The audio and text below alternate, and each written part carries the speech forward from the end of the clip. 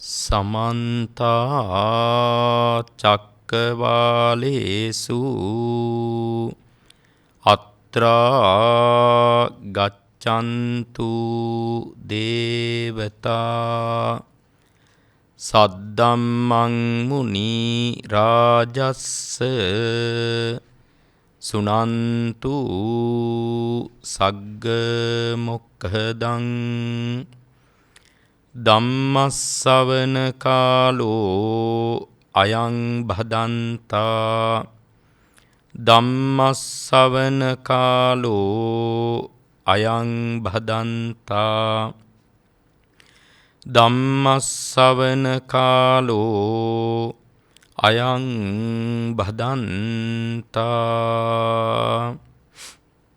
නමෝ තස්ස භගවතෝ අරහතෝ සම්මා සම්බුද්දස්ස නමෝ තස්ස භගවතෝ අරහතෝ සම්මා සම්බුද්දස්ස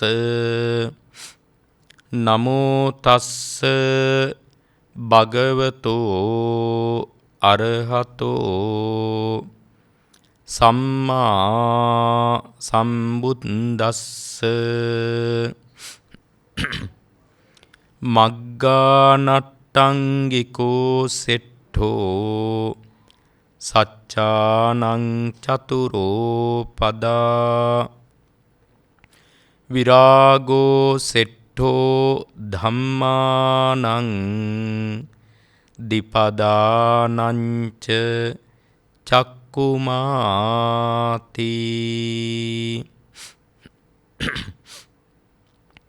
වන්දනීය පූජනීය මහා සංඝරත්නයෙන් අවසරයි. වාසනාවන්ත කාරුණික සත්පුරුෂ පින්වත්නි, තුන් ලෝකයට පිහිට වෙන්නට ලොව පහළ වී වදාළ ඒ භාග්‍යවත් අරිහත් සම්මා සම්බුද්ධ සර්වඥ රාජෝත්තමයන් වහන්සේ විසින් දේශනා කරන ලද ඊතා වටිනා ගාථාවක් මාතෘකා ස්ථානයෙහි තබන්නට යෙදුනේ. අද මේ ධර්ම දේශනාවේ දායකත්වය දරමින් කටයුතු කරනවා සම්මා සම්බුද්ධ ශාසනය කෙරෙහි ප්‍රසන්න වූ සිත් ඇති, බුද්ධ ශාසනයෙහි චිරජීවනය කැමැති, සම්බුද්ධ ශාසනයට මහා සංගරුවනට ඊ타ත්ම සද්ධාවෙන් ගෞරවයෙන් කටයුතු කරන පිළියන්දල මාවිත්තර මහරගම පාර අංක 110 ලිපිනයෙහි පදිංචි පවුලේ පින්වන්ත සත්පුරුෂ පිරිස. ඒ පින්වතුන් බොහෝම සතුටටපත් වෙන්න අද ඔබේ ධනය සම්මා සම්බුද්ධ ශාසනය වෙනුවෙන් වියදම් කරනවා. ඒ වියදම් කරන්නේ මහ උදාර පින්කමක් සිදු කර ගැනීමට. ඒ පින්කම අලුතෙන් විස්තර කළා දෙන්නට, අලුතෙන් පැහැදිලි කළා දෙන්නට අවශ්‍ය වෙන්නේ නැහැ. ඒ පින්කම තමයි ධර්ම දානමය පින්කම. බුදුරජාණන් වහන්සේම දේශනා කළා මේ ලෝකයේ තිබෙනවා සංග්‍රහයන් දෙකක්. සංග්‍රහය කියලා කියන්නේ කෙනෙකුට යමක් ලබා දීමට,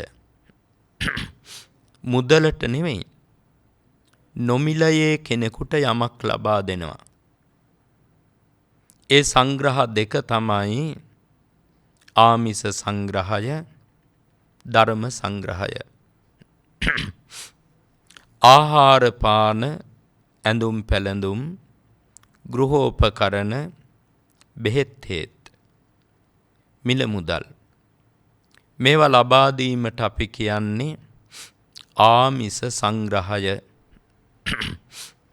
යම් කිසි කෙනෙකුට ධර්මය කියලා දෙනවා නම් ධර්මය අහන්නට අවස්ථාව සලසා දෙනවා නම් ධර්ම දේශකයාණන් වහන්සේලාට අවශ්‍ය සිව්පසය ආදිය සම්පාදනය කළා දෙනවා නම් ඒ වගේම ධර්ම පුස්තක ත්‍රිපිටකය තැන්පත් කරන අල්මාරි ත්‍රිපිටක පොත් මේවා ලබා දෙනවා නම් මේ තමයි ධර්ම දානය. ධර්ම දානය ආමිස දානයට වඩා ආමිස සංග්‍රහයට වඩා ශ්‍රේෂ්ඨයි. ඒත දග්ගම් භික්කවේ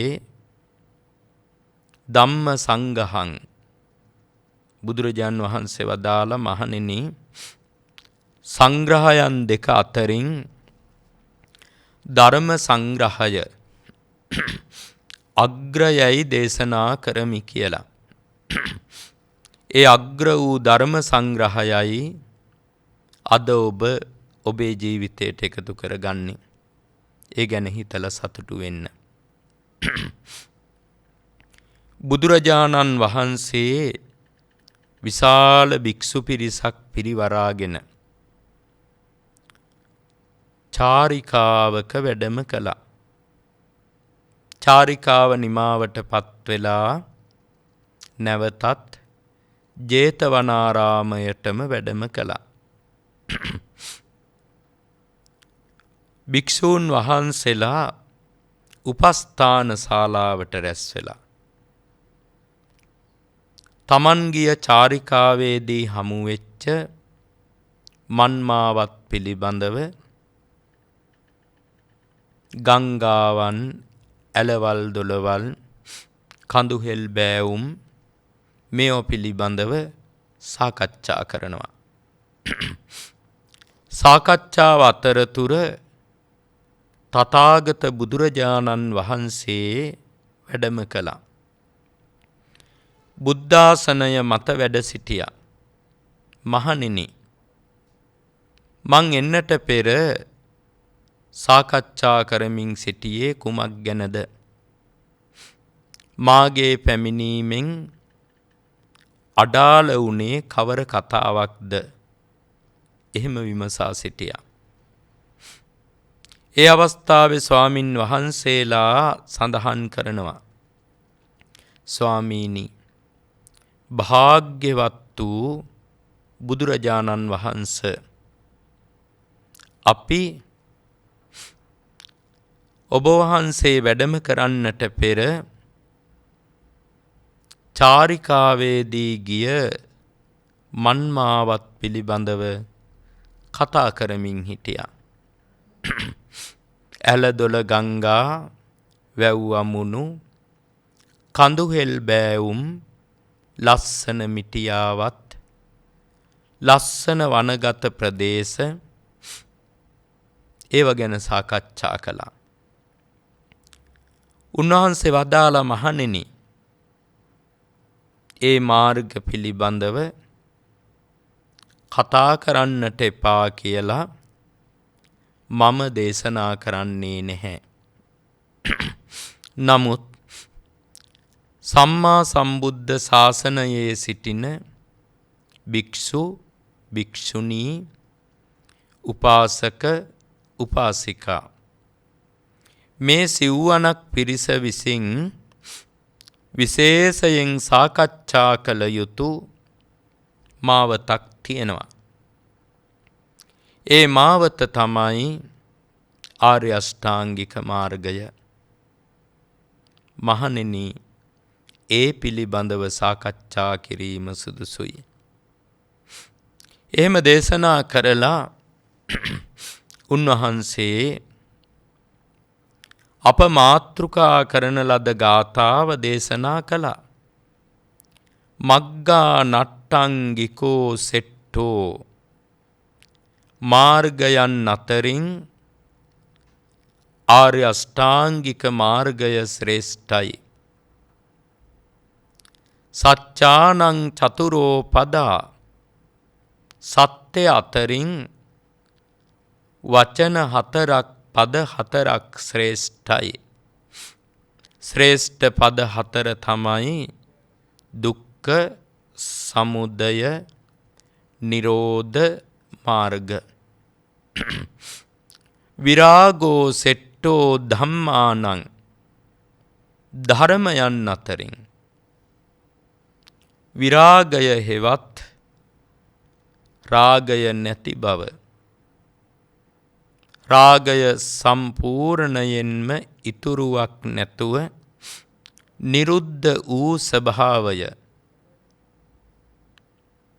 කෙටියෙන් කියනවා නම් නිර්වාණය ශ්‍රේෂ්ඨයි. දිපදානංච චක්කුමා පාද දෙකක් ඇති අය අතර ලෞතුරා සම්මා සම්බුදුරජාණන් වහන්සේ ශ්‍රේෂ්ඨයි. මේ තමයි ගාථාවේ සරල තේරුම. අපි දැන් බලමු මේ ගාථාව ටිකක් විස්තර කරගන්නට. පළවෙනි එක මාර්ගයන් අතරින් ආර්ය අෂ්ටාංගික මාර්ගය ශ්‍රේෂ්ඨයි. ආර්ය අෂ්ටාංගික මාර්ගය පිළිබඳව අප අනන්තවත් කතා කරනවා. අනන්තවත් සාකච්ඡා කරනවා. ඒ නිසා නිතර නිතර අහලා හොඳට හුරු පුරුදුයි. අපි ඒක නිසා නිතරම කතා කරන්නේ නැති විදිහකට ධර්මය තුල තියෙන විදිහකට ආර්ය අෂ්ටාංගික මාර්ගය පිළිබඳව අද කතා කරමු. බුදුරජාණන් වහන්සේ වර එක දේශනා කරනවා මෙන්න මේ විදිහට. චක්කුං භික්කවේ අනිච්චං. මහණෙනි ඇස අනිත්‍යයි. යම්කිසි ශ්‍රාවකයෙක් ඇස අනිත්‍යයි කියලා චක්කුං අනිච්ඡාත් අනිච්ඡන්ති ජානාති පස්සති. ඇස අනිත්‍යයි කියලා දන්නවනම්, ඇස අනිත්‍යයි කියලා විදර්ශනා නුවණින් දකිනවනම්, ඉගෙන ගත්තනම්, මතකේ තියාගත්තනම්, දන්නවනම් නෙමෙයි, විදර්ශනා නුවණින් අවබෝධ කරගත්තනම්, විදර්ශනා නුවණින් දැක්කනම් ඇස අනිත්‍යයි කියලා. ස්වාස්ස හෝති සම්මා දිට්ඨි. එය තමයි ඔහුගේ සම්මා දිට්ඨිය. අන්න බලන්න ආර්ය අෂ්ටාංගික මාර්ගයේ සම්මා දිට්ඨිය එක ක්‍රමයකට විස්තර කරනවා. මේ සම්මා දිට්ඨියේ අවස්ථා කීපයක් තියෙනවා. පින්පව් පිළිබඳව, කුසල් අකුසල් පිළිබඳ අවබෝධයක් තිබේ නම් ඒක සම්මා දිට්ඨියක්. අර මජ්ක්‍ධිම නිකාය සම්මා දිට්ඨි සූත්‍රයේදී සාරිපුත්ත මහරහතන් වහන්සේ දේශනා කළේ කුසලංච පජානාති කුසල මූලංච පජානාති. කුසලය දන්නවනම්, කුසල මූල දන්නවනම් ස්වාස්ස හෝති සම්මා දිට්ඨි. එය තමයි ඔහුගේ සම්මා දිට්ඨිය.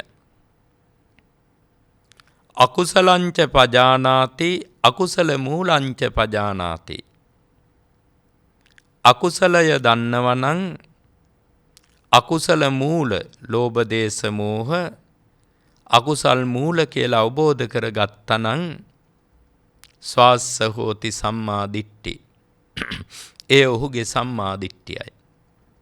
මෙන්න මේ විදිහට කුසල අකුසල අවබෝධ කරගත්ත ස්වභාවය, ඒ මානසිකත්වය, ඒ ඥානය සම්මාදිට්ඨිය. ඒකට කියනවා කම්මස්ස කතා ඥානය කියලා. ඒ වගේම දුක් ඊළඟට කියනවා සම්මාදිට්ඨිය කවරේද? එහෙම කියලා කියන දුක්ඛේ ඥානං දුක්ඛ සමුදයේ ඥානං දුක්ඛ නිරෝධේ ඥානං දුක්ඛ නිරෝධ ගාමිනියා පටිපදාය ඥානං. එතෙන්දි කියන්නේ දුක පිළිබඳ අවබෝධය, දුක හට ගැනීමට හේතුව පිළිබඳ අවබෝධය, දුක්ඛ නිරෝධය පිළිබඳ අවබෝධය, දුක්ඛ නිරෝධ ගාමිනී ප්‍රතිපදාව පිළිබඳ අවබෝධය, චතුරාර්ය සත්‍ය පිළිබඳ අවබෝධය. එය සම්මාදිට්ඨිය හැටියට දේශනා කළා. ඒ දේශනා කළේ චතුසත්‍ය සම්මාදිට්ඨිය. එය බොහෝම සූත්‍ර දේශනාවල සඳහන් වෙනවා. උදාහරණයක් කිව්වොතින් සත්‍ය විභංග සූත්‍රය. ඒ චතුසත්‍ය සම්මාදිට්ඨිය. ඒ වගේම සමත භාවනා වඩන කෙනෙකුට සමත භාවනාව පිළිබඳව ඇතිවන්නා වූ අවබෝධය, ඒක සම්මාදිට්ඨියක්. ඒක සමත ඥාන සම්මාදිට්ඨිය කියලා හඳුන්වනවා. නමුත් අද අපි මේ කතා කරන සූත්‍ර පාඨවල මේ මහා සලායතන විභංග සූත්‍රය පදනම් කරගෙනයි මම මේ සම්මාදිට්ඨිය ගැන අද කතා කරන්නේ. ඒ සූත්‍රයේ උගන්වන්නේ විදර්ශනා සම්මාදිට්ඨිය පිළිබඳ. ඇස අනිත්‍යයි කියලා දන්නවනම්, ඇස අනිත්‍යයි කියලා විදර්ශනා නුවණින් දකිනවනම්, ඒ කියන්නේ විදර්ශනා වඩන කෙනෙකුට ඇති වෙන අවබෝධයක් ඒක. ස්වාස්ස හෝති සම්මාදිට්ඨි. ඒක ඔහුගේ සම්මාදිට්ඨිය බවට පත් වෙනවා. අන විදර්ශනා සම්මාදිට්ඨිය එක. ඒක ඊටාම අවශ්‍යම දෙයක්නේ. හැම සම්මාදිට්ඨියක්ම අවශ්‍යයි. ඊළඟට අපි ඉස්සෙල්ලාම කරන්නේ ඇස අනිත්‍යයි කියලා ඉගෙන ගන්න එක. ඇස ගැන කිව්වට ඇස විතරක් නෙවෙයි, කන, නාසය, දිව, ශරීරය, මනස. මේවා අනිත්‍යයි කියලා අපි ඉගෙන ගන්නවා. ඉගෙනගෙන විදර්ශනා වශයෙන් මෙනෙහි කරනවා අනිත්‍ය ස්වභාවය. මෙනෙහි කරන්නේ කොහොමද? අර බුදුරජාණන් වහන්සේ රාහුල ස්වාමින් වහන්සේගෙන් ප්‍රශ්න ටිකක් ඇහුවේ. චක්කුන් නිච්ඡං වා අනිච්ඡං වාති. ඇස නිට්ටයයිද අනිත්‍යයිද? රාහුල ස්වාමින් වහන්සේ පිළිතුරු දුන්නා, අනිත්‍යයි ස්වාමීනි. යම්පනා නිච්ඡං දුක්ඛං වාතං සුඛං වාති. යමක් අනිත්‍ය නම් එය දුකයිද සැපයිද? රාහුල ස්වාමින් වහන්සේ පිළිතුරු දුන්නා, දුකයි ස්වාමීනි. යම්පනා නිච්ඡං දුක්ඛං විපරිණාම ධම්මං කල්ලන්නුතං සමනුපස්සිතුං ඒතං මම ඒසෝ හමස්මි ඒසෝ මේ අත්තාති. යමක් අනිත්‍ය නම්, දුක නම්, වෙනස් වන ස්වභාවයෙන් යුක්ත නම් එය මාගේ කියා හෝ මම කියා හෝ මෙය මාගේ ආත්මයයි කියා හෝ සැලකීම සුදුසුද? රාහුල ස්වාමින් වහන්සේ පිළිතුරු ලබා දෙනවා, නැත ස්වාමීනි. මෙන්න නුවණින් විමසන ආකාරය අනිත්‍ය දුක්ඛ අනාත්ම විදිහට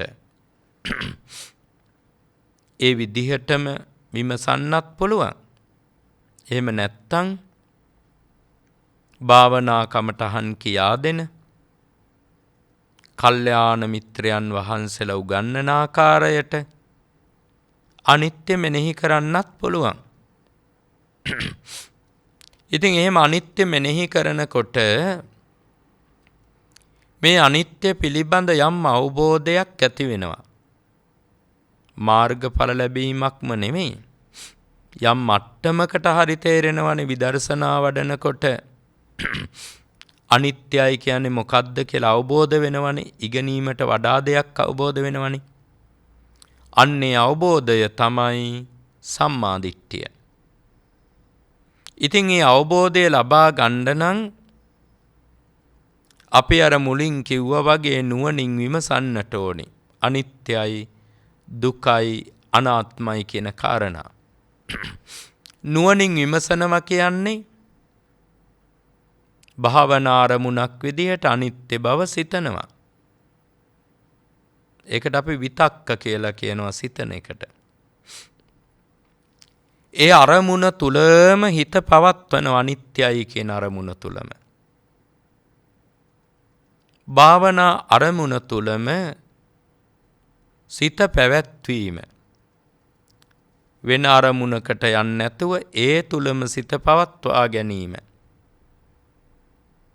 මේකට විචාර කියලා කියනවා. අරමුණ තුල හිත පැවතීම, අරමුණ තුල හිත හැසිරීම. ඒ වගේම මේ අරමුණ සිහි කිරීමට තක්ක කියන වචනයත් භාවිතා කරන තර්ක කරනවා. මේක නුවණින්ම හිතනවා තර්ක කරනවා කිව්වේ ඒකයි. ඒ වගේම අනිත්‍ය පිළිබඳ සිතුවිලි හිතනවා. ආවට ගියාට Taman කැමති දේවල් නෙමෙයි. භාවනා කිරීමේදී නිතරම කියලා තියෙන්නේ යතා බුද්දේන දේසිතා. බුදුරජාණන් වහන්සේ වදාළ විදිහටම හිතන්නට ඕනි කියලා. අන්න බුද්ධ භාසිතයට අනුවම හිතන අනිත්‍ය ස්වභාවය. ඒකට කියන සංකප්ප කියලා.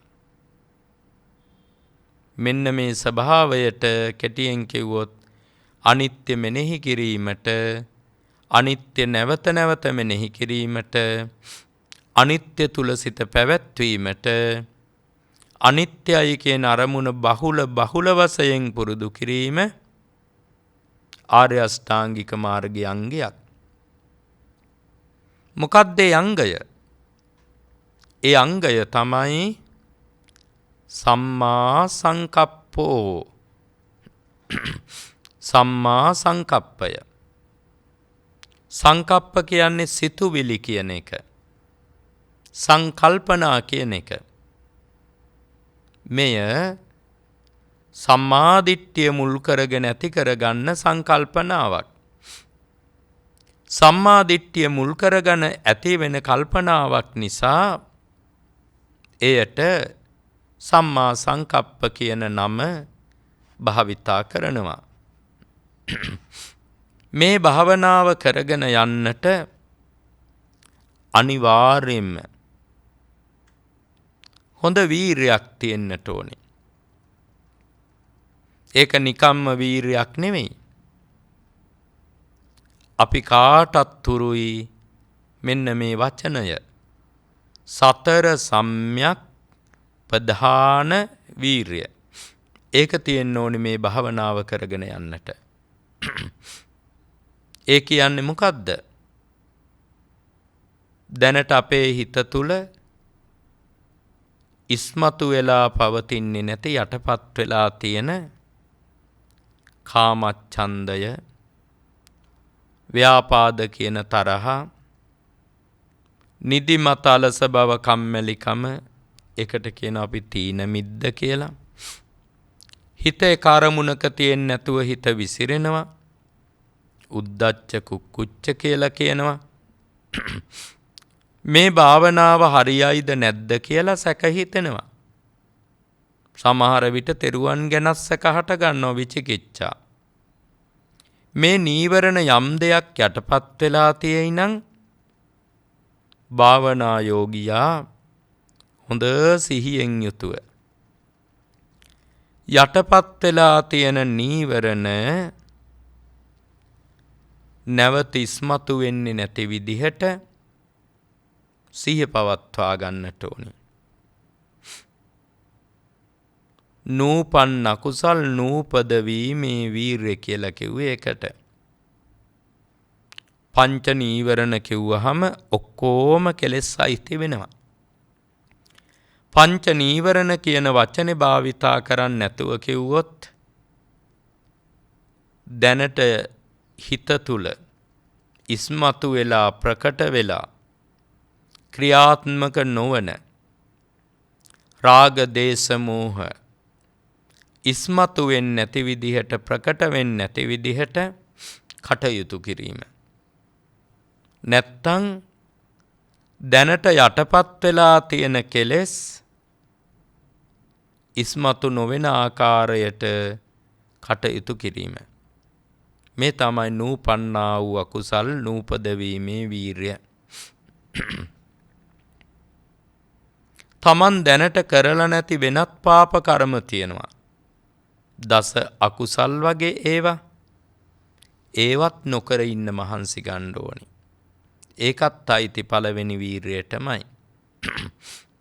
ඒ වගේම අපේ හිත තුල දැනට ඉස්මතු වෙලා පවතින රාග දේශ මෝහ ඒ තුනම ටිකක් විස්තර කරලා කිව්වොත් තමයි පංච නීවරණ කියන්නේ.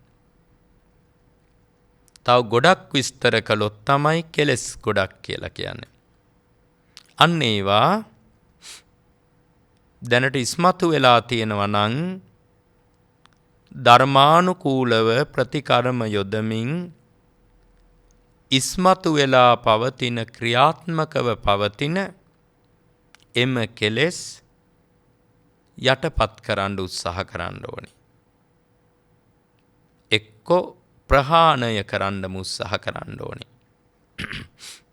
ඒක තමයි උපන්නා වූ අකුසල ධර්මයන් ප්‍රහාණය කිරීමේ වීරිය. ඒ වෙනුවෙනුත් කරන්න තියෙන්නේ ඇත්තටම සීලය, සමාධිය, ප්‍රඥාව පුරුදු කිරීමයි. වෙනත් විදියකින් කිව්වොත් සිල් රකිමින්, සමත භාවනා වඩමින්, විදර්ශනා භාවනා වඩමින්, වතපිලිවෙතෙහි යෙදෙමින්, ගුණ පිළිවෙත්වල යෙදී වාසය කිරීමයි. අන්න උපන්නා වූ අකුසල ධර්මයන් ප්‍රහාණය කිරීමේ වීරිය. ඊළඟට දැනට ඔබ තුල නැති ගුණ ධර්ම තියෙනවා.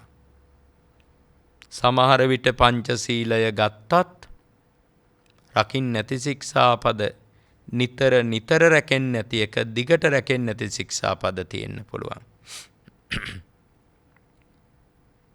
ඔබ තවම පොයට අටසිල් සමාදන් වෙන්නේ නැති කෙනෙක් වෙන්න පුළුවන්. ඒ වගේම ඔබ ඔය බෝධිපාක්ෂික ධර්මයන්ට අයිති කුසල ධර්ම පූර්ණය කරන්නේ නැති කෙනෙක් වෙන්න පුළුවන්. දස පුණ්‍ය ක්‍රියාවලට අදාළ සමහර පින්කම් වල තවම නොයෙදෙන කෙනෙක් වෙන්න පුළුවන්. දැනට ඔබේ ජීවිතයට සම්බන්ධ වෙලා නැති සීල ගුණ ධර්ම ගැන, දස කුසල ධර්ම ගැන, දස පුණ්‍ය ක්‍රියා ගැන, සමත විදර්ශනා වැඩීම් මේවා ගැන හිතන්න. හිතලා තේරුම් ගන්න දැනට නැති කුසල ධර්ම මොනවද කියලා. ඒවා තේරුම් අරගෙන ඒ කුසල ධර්ම උපදවා ගැනීමට ධර්මානුකූලව පිළිවෙතක් යොදන්න. උත්සාහ කරන්න. මහන්සි වෙන්න. මේ තමයි තුන්වෙනි සම්‍යක් ප්‍රධාන වීරය. නූපන් කුසල් උපදවා ගැනීමේ වීරය. ඔබ හොඳට හිත යොදන්න දැනට ඔබ තුල තියෙන කුසල ධර්ම මොනවද කියන කාරණාවට. හොඳට තේරුම් ගන්න. තේරුම් අරගෙන ඒ පවතින ගුණධර්ම ටික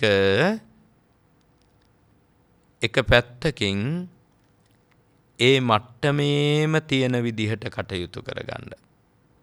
පිරිහෙන්න දෙන්න එපා. ඒ වගේ මේ පවතින ගුණධර්ම ටික තව ටිකක් උඩට ගන්න, ඉහළට ගන්න. ඒ කියන්නේ තව ටිකක් දියුණු කරගන්න, මහන්සි ගන්න. එක තැනම ඉන්නත් එපා. ඉස්සරහට යන්න ගුණධර්ම වලින්. ඒකට අවශ්‍ය ධර්මානුකූල පිළිවෙත අවබෝධ කරගෙන ඒක යෙදෙන්න. අන්න උපන්නා වූ කුසල ධර්මයන් වර්ධනය කර ගැනීමේ වීරිය. මේ වීරිය අවශ්‍යයි අර අනිත්‍ය භාවනා වඩන කෙනෙකුට. භාවනා කරන්න ගියත් එහෙමනේ. හොඳ සිහියෙන් භාවනා මනසිකාරය පුරුදු කරගෙන යන්න ඕනි. දැනට හිත තුල පවතින නැති නීවරණ ඇති නොවන විදිහට, තියෙන නීවරණ නැති වෙන විදිහට, දැනට දියුණු වෙලා නැති සතිය, ප්‍රඥාව, සමාධිය ඒවා වර්ධනය වෙන විදිහට, දැනට තියෙන සතිය, ප්‍රඥාව ආදී සද්ධා ප්‍රඥාදී වීර්ය ආදී ගුණධර්ම තව දියුණු වෙන විදිහට හොඳට මනසිකාරය පවත්වන්න ඕනි. හොඳ අභ්‍යාසයක යෙදෙන්නට ඕනි. අන්න බලන්න භාවනාවට අත්‍යවශ්‍යයි වීරිය.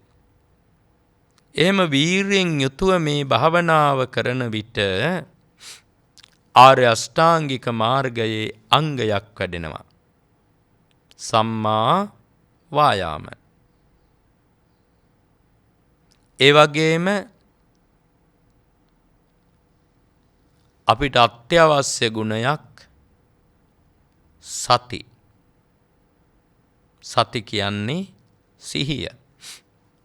ඉස්සර රජවරුන්ට සර්ව කර්මාන්ත කියලා අමාත්‍යවරයෙක් හිටියා. සර්ව කර්මාන්ත අමාත්‍යවරයා තමයි අනික් කැමැතිවරුන්ට බාර දීලා තියෙන කටයුතු හරියට කරනවද කියලා හොයලා බලලා ඒවට අවශ්‍ය උපදෙස් ලබා දෙන්නේ. දැන් විදිහට කිව්වොත් අග්‍රාමාත්‍ය තනතුරක් ඒක. දැන් අගමැතිතුමා එහෙම කරනවද නැද්ද දන්නේ. ලෝකේ රටවල් වල ඉන්න අගමැතිවරු අන්න එහෙම තනතුරක් ඒක සර්ව කර්මාන්ත අමාත්‍ය. අන්නේ සර්ව කර්මාන්ත අමාත්‍යවරයා වගේ තමයි සතිය, සිහිය. ඒ සිහියෙන් හැම දෙයක්ම හොයලා බලන්නට ඕනේ. ජීවිතේ හැම පැත්තක්ම. භාවනා කරනකොටත් එහෙමයි. සෑම මොහොතකම හැකිතාක් දුරට සිහියෙන්ම ඉන්නට ඕනේ. සිහිය තිබුණොත් තමයි හොඳින් අරමුණ මෙනෙහි කරන්න පුළුවන්. ඒ වගේම වෙන අරමුණකට හිත යන්නේ නැතුව රැක ගන්න පුළුවන් සිහියෙන්.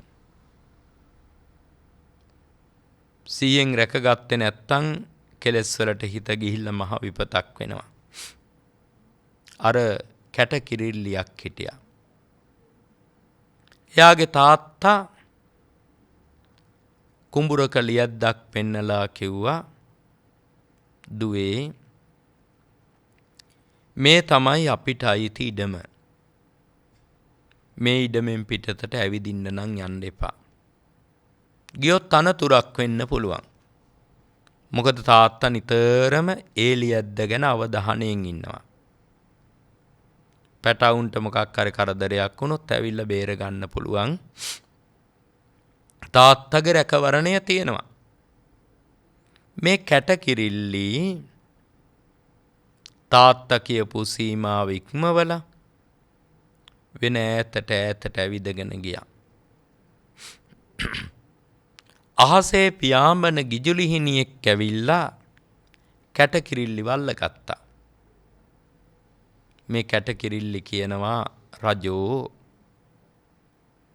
උඹට කිසිම දෙයක් කරන්න වෙන්නේ මං අල්ලගන්නවත් වෙන්නේ තාත්තා සතු ඉඩමේ හිටියනම්. මම තාත්තා සතු ඉඩම අතහැරලා ඇවිදින්න ආවා. ඒකයි මට මේ විපත වුනේ. ගිජුලිහිණියත් හරි මාන්න අධිකයි. හරි එහෙනම් යන්නකො තාත්තා සතු ඉඩමට මම බලා ගන්නම්. මගේ දක්ෂතාවය පෙන්වන්නම් කියලා කැටකිරිල්ලි අතහැරියා. කැටකිරිල්ලි අර નિયમિત ලියද්දට ආවා. ඇවිල්ලා ගිජුලිහිණියට අභියෝග කරනව රජෝ දැන් ඇවිල්ලා මාවල්ල ගන්න පුළුවන් නම් දැන් ඔබේ දක්ෂතාවය පෙන්වන්න පුළුවන් නම් ගිජුලිහිණිය වේගයෙන් පහළට එනවා කැටකිරිල්ලිව දැහැගන්න අල්ලගන්න. කැටකිරිල්ලි ලං වෙන කම්ම හිටියා ගිජුලිහිණියව.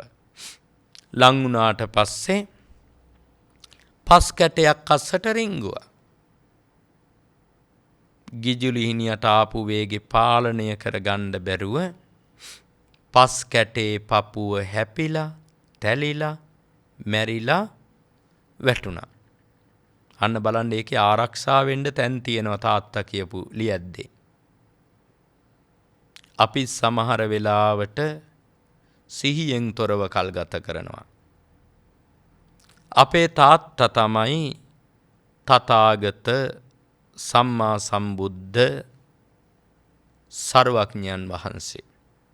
අපේම බුදුරජාණන් වහන්සේ. මගේ බුදු පියාණන් වහන්සේ. උන්වහන්සේ සතු ඉඩම තමයි සතිය. සතර සතිපට්ඨානය. අන්න සතිය තුල ඉන්නවා නම් කෙලස් නැමැති ගිජුලිහිණියාට අපව දැහැ ගන්නට බෑ.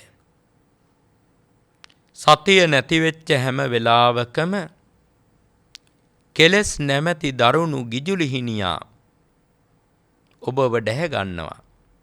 ඔබ කෙලස් වලට අයත් කර ගන්නවා. කෙලස් වලට නතු කර ගන්නවා. කෙලස් වලට බර කර ගන්නවා. ඔබව කෙලස් ගොඩට ඇදලා ගන්නවා. අන්න භාවනාවේදී හොඳට සති ඕනේ. සිහිය හොඳට තියෙන්නට ඕනේ. ඒ සිහියෙන් තමයි සම්පූර්ණම ආරක්ෂාව තියෙන්නේ. නැත්තම් නීවරණ වලට හිත ගිහිල්ලා ඒක විපතකට හේතු වෙනවා. සතියෙන් හොඳට කටයුතු කරනකොට අනිවාර්යෙන්ම ලබති චිත්තස්ස ඒකග්ගතා. සිතේ එකඟ බව ලබනවා, සමාධිමත් බව ලබනවා. ඒකත් මාර්ග අංගයක් සම්මා සමාධි. බලන්න මේ අනිත්‍ය විදර්ශනාවෙන් අංග පහක් වැඩෙනවා. ආර්ය අෂ්ටාංගික මාර්ගයේ අංග පහක්. ඉතින් මේ අංග පහ වඩන්නට පෙරම විදර්ශනා වඩන්නෙම සීලයක පිහිටලා. සීලයක පිහිටියා කියන්නේ වචනය සංවරයි, සම්මා වාචා, කයින් පව් සිදු නොවේ, කය සංවරයි, සම්මා කම්මන්ත. සීලවන්ත කෙනා ධාර්මික රැකියාවක් කරන්නේ සම්මා ආජීව. මෙන්න මේ විදිහට ප්‍රායෝගිකව ආර්ය අෂ්ටාංගික මාර්ගයේ ජීවිතයට එකතු කරගන්න. එවිට අර දෙවෙනි පදයෙන් කිව්ව සච්චානං චතුරෝ පදා, සත්‍ය අතරින් පද 4ක් ශ්‍රේෂ්ඨයි චතුරාර්ය සත්‍ය. ඒ අවබෝධයට යන්න පුළුවන්. මෙලෙස ආර්ය අෂ්ටාංගික මාර්ගයේ පුරුදු කරන විට විරාගෝ සෙට්ටෝ ධම්මානං කියපු ධර්මයන් අතර ශ්‍රේෂ්ඨ වූ නිවනට ළඟා වෙන්නට පුළුවන්. ඒ වගේම දෙපා ඇති අය අතර තථාගතයන් වහන්සේ ශ්‍රේෂ්ඨයි. උන්වහන්සේගේ සරණ, උන්වහන්සේගේ පිහිට, උන්වහන්සේගේ රැකවරණය, උන්වහන්සේ වදාළ සද්ධර්මය මේ සියලු මාවත් ජය ගන්නට අපට උපකාර වෙනවා. අද ඊටාම සද්ධාවෙන් ගෞරවයෙන් දේශනාවේ දායකත්වය පිළියන්දල මා විත්තර මහරගම පාර අංක 110න් 3 ලිපිනයෙහි පවුලේ පින්වන්ත පිරිස. තෙමසකට පෙර අභාව ප්‍රාප්ත වූ කුසුම් අබේතිස්ස මෑණියන් වහන්සේට 2023 සැප්තැම්බර් 3 වන දින අභාව ප්‍රාප්ත වූ GDL සරත් අබේතිස්ස පියතුමාට PD Lyman, KD Leelawathi, KA John Perera, Ananda Abeytissa, Lionel Abeytissa, Padma Wanniarachchi යන පවුලේ මිය පරලොව ගිය නම් සඳහන් කළ නොකළ සියලු දෙනාට මේ මහා පුණ්‍ය ධර්මයෝ අත්පත් වෙත්වා. ඒ අයගේ පරලෝක ජීවිත වාසනාවන්ත වේවා, සැප බහුල වේවා, සසර ගමන සුවපත් වෙත්වා, සසර දුක්ගිනි නිවේවා, අජරාමර අමා මහ නිවනින් සැනසීම ලබත්වා කියලා මෙසිතින් ප්‍රාර්ථනා කරමු. සුජීවත්ව සිටින පවුලේ සෑම දෙනාටමත් දිදුල මාධ්‍ය ජාලයේ සභාපති අතිගෞරවනීය ත්‍රිපිටකාචාර්ය මාලිගාවිල අස්සජී නායක ස්වාමින් වහන්සේටත් දේශකයන් වහන්සේටත් දිදුල කාර්ය මණ්ඩලයටත් නෑදෑ හිතමිතුරන් සැමටත් ලංකාවාසී ලෝකවාසී සැමටත් බණ ඇසූ සැමටත් මේ පින් අත්වේවා. සියල්ලෝම සපිරිවරින් නිදුක් වෙත්වා, නිරෝග වෙත්වා, සුවපත් වෙත්වා, දිගාසිරි සම්පත් ලබත්වා. ආයුෂයෙන්, ශරීර වර්ණයෙන්, නිරෝගී සැපයෙන්, කායික බලයෙන්, ප්‍රඥාවෙන් වැඩෙත්වා. ගුණයෙන්, නුවණින්, යසයිසුරින්, සැප සම්පතින්, ධන ධාන්‍යයෙන් වැඩෙත්වා. අපල උපද්‍රව, සතුරු කරදර, මාරක බාධක, නවග්‍රහ දෝෂ දුරු වේවා. සියලු යහපත් ප්‍රාර්ථනාවන් මුදුන්පත් වේවා. ඊ타ම ඉක්මන් ජීවිතයකදී ඊතා සුවදායක ප්‍රතිපදාවකින් ගුණ පිළිවෙස් සපුරා ධර්ම අවබෝධය ලබා ගන්නට, නිවන් අවබෝධ කර ගන්නට මේ පින් උපකාර වෙත්වා. සියලු දෙවියෝද මේ පින් අනුමෝදන්ව ඔබවත් අපවත් සම්මා සම්බුද්ධ ශාසනයත් බොහෝ කල් ආරක්ෂා කරත්වා. දෙවියෝද අමා නිවනින් සැනසෙත්වා. ආකාසට්ටා ච බුම්මට්ටා දේවා නාග මහිද්దికා පුඤ්ඤන්තං අනුමෝදිත්වා චිරං රක්ඛන්තු ලෝක සාසනං චිරං රක්ඛන්තු දේශනං චිරං රක්ඛන්තු මං පරන්ති. සාධු සාධු. සදහවතුනේ අප කිරිය අනුකම්පාවෙන් මෙතෙක් වෙලා මෙම උතුම් සද්ධර්ම දේශනය සිදු කරන්නට යෙදුණු ගෞරවනීය දේශකයන් වහන්සේට අප මේ ධර්ම ශ්‍රවණය තුළින් රැස් කරගත්තා වූ උතුම් වූ කුසල ශක්තිය අනුභවයෙන් නිදුක් නිරෝගී සුවපත් භාවය චිරජීවනය සැලසේවායයි සාදුනාදයක් දී ප්‍රාර්ථනා කර සිටිමු. සාධු සාධු සාධු. ඒ වගේමයි සදහවතුනි මේ මොහොතේදී නිවසේ සිට සජීවීව සද්ධර්ම දේශනය ශ්‍රවණය කළ සුපින්වතුන් සියලු දෙනාගෙන් ධර්ම ශ්‍රවණය කළා වූ සුපින්වතුන් සියලු දෙනාගේත් යහපත් අරමුණු ප්‍රාර්ථනා ආකාරයෙන්ම ඉෂ්ට සිද්ධ වේවා යන උතුම් ප්‍රාර්ථනාවත් එක් කරමින් සදහවතුනි ඔබට හැකියාව පවතිනවා මෙවැනිම වූ සජීවී සද්ධර්ම දේශනයක් ටීවී දිදුල බෞද්ධ සහ ළමා රූපවාහිනී නාලිකාව හරහා මුළු රටටම ලොවටම විසිරුවා හරින්නට ඒ පිළිබඳව සියලුම විමසීම් 0112 56 36 36 කියන දුරකථන අංකයෙන් ඔබට දැන ගැනීමට ලබා ගැනීමට හැකියාව පවතිනවා. ඒ වගේම හෙට උදෑසන කාලයේ පටන් පොහොදා විශේෂ සජීවී වැඩසටහන් ඒ වගේම තමයි ධර්ම සාකච්ඡා ධර්මදේශනා වැඩසටහන් ඔබට නැරඹීමට හැකියාව පවතිනවා ටීවී දිදුල බෞද්ධ සහ ළමා රූපවාහිනිය මගින්.